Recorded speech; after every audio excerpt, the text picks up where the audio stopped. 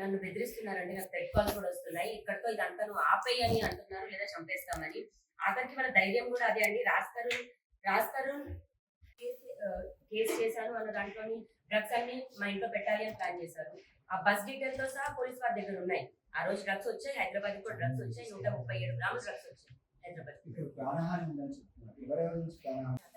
చెప్పుకున్నప్పుడు నేను తప్పించుకోవడానికి నేను ఒకటి చెప్పుకోకూడదా? నేను ఒక్కదాన్ని ఆడదాన్ని, 10 మంది ఉన్నారు దీని చుట్టూ. నేను ఆ కోణంలో చెప్పుకున్న ఒక దాంట్లోనే, అది కూడా మస్తాన్ సాయి ఎదురుగా ఉన్నాడు, అప్పుడే మాట్లాడిన కాల్ని దాన్ని కూడా తప్పుగా తీసుకొచ్చారు.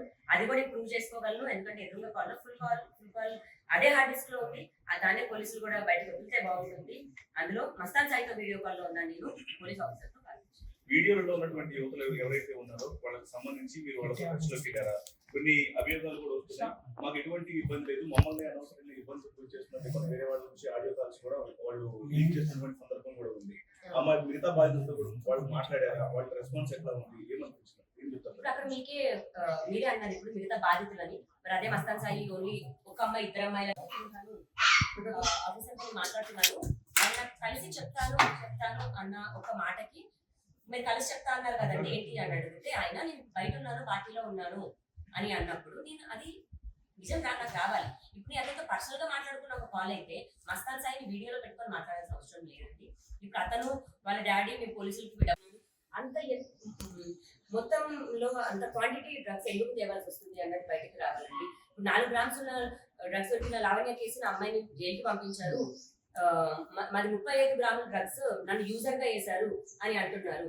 అంటే లావణ్య ఒక న్యాయం, మస్తాన్ సాయికి ఒక న్యాయమా? లేకపోతే అక్కడ పోలీసులకి డబ్బులు ఇచ్చి చేపిస్తున్నారా? వాళ్ళు ఏ విధంగా చేస్తున్నారన్నది బయటికి రావాలి. వాళ్ళు మాత్రం తప్పించుకుంటారు.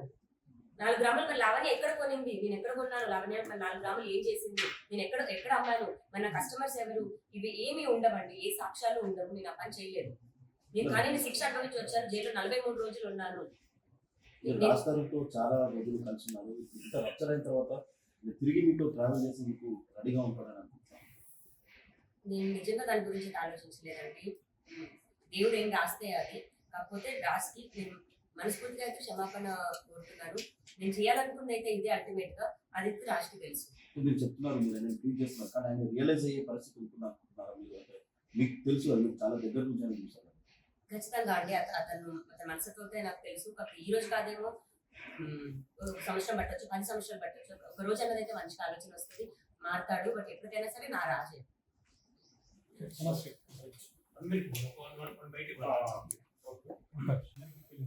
కానీ ప్రధానాంశం ఏంటంటే, చాలా మందికి ఒక అపోహ ఉంది, వీడియోస్ ని లావణ్య లీక్ చేస్తుంది, చాలా మంది మహిళలు లీక్ చేస్తుంది. ఇది పూర్తిగా అవాస్తవం.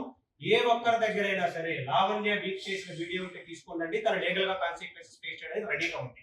ఇప్పుడు లావణ్యకి సంబంధించిన వీడియోస్ ఎవరైతే రిలీజ్ చేస్తూ ఉన్నారో వారి మీద కూడా చట్టపరమైన చర్యలు తీసుకోవాల్సిన నెసెసిటీ ఉంది. మస్తాన్ సాయి 31వ తారీఖు ఇక్కడకు వచ్చిన రోజున వాల్వో కారులో వచ్చాడు. ఆ కారు ఇప్పటికీ ఇదే బిల్లాలు బయట ఉంది. దానిలో డ్రగ్స్ ఉన్నాయా ఏంటి అనేది పోలీసు వారు సీజ్ చేసి దాని మీద చర్యలు తీసుకోవాల్సిన నెసెసిటీ ఉంది. ఇప్పటి వరకు ఏ ఆడియోలు అయితే రిలీజ్ అయినాయి, లేకపోతే డి అయితే రిలీజ్ అయ్యని చెప్తున్నారో దానికి సంబంధించి ఎలాంటి అఫీషియల్ కన్ఫర్మేషన్ లేదు. ల్యాబ్ నుంచి ఎలాంటి రిపోర్ట్స్ రాలేదు కాబట్టి దాన్ని కేవలం మనం ఎలిగేషన్స్ గానే చూడాలి. లావణ్య చేసినా గానీ ఇంకొకటి చేసినా ఏ మహిళ వీడియో కూడా బయటకు రావడానికి వీల్లేదు. ఏ మహిళకు సంబంధించిన వీడియోస్ ఈవెన్ లావణ్యదైనా సరే ప్లే చేయడానికి వీల్లేదు. చట్టపరంగా శిక్షార్హులు అవుతారు. ఏ మహిళకి కూడా ఇప్పుడు లావణ్య జీవితం చాలా ఎగ్జాంపుల్ గా క్లియర్ గా తను కన్ఫెస్ అయిపోయింది. సెల్ఫ్ కన్ఫెస్ అయిన మహిళను కూడా టార్గెట్ చేసి తనను వ్యవస్థను చేసి బట్టలు ఓడిసినటువంటి వీడియోలో యూట్యూబ్ లో ప్లే చేస్తున్నారంటే ఒకసారి ప్లే చేసే వాళ్ళు కూడా ఆలోచించాల్సిన నెసెసిటీ ఉంది. నిజంగా అందరూ అలాంటి మహిళల్ని రిలీజ్ చేయాలనుకుంటే లావణ్య అలా చేయదు. లావణ్య అలా చేసి ఉంటే తాను బయట ఎప్పుడు వేసుకోదు. తనకి అగెనిస్ట్ గా ఎవిడెన్స్ అని రాలేదు. అంటే దీని ప్రధాన ఉద్దేశం ఏంటంటే ఈ కాపీలు ఇంకా ఈ హార్డ్ డిస్క్ కి సంబంధించిన డేటా మస్తాన్ సాయి తన అగెనిస్ట్ గా ఎవరైతే ఉన్నారో వాళ్ళ దగ్గర కాపీలు పెట్టాడు అని క్లియర్ గా తెలుస్తుంది. వాటిని కూడా రికవరీ చేయాల్సిన బాధ్యత పోలీసు వారి మీద ఉంది.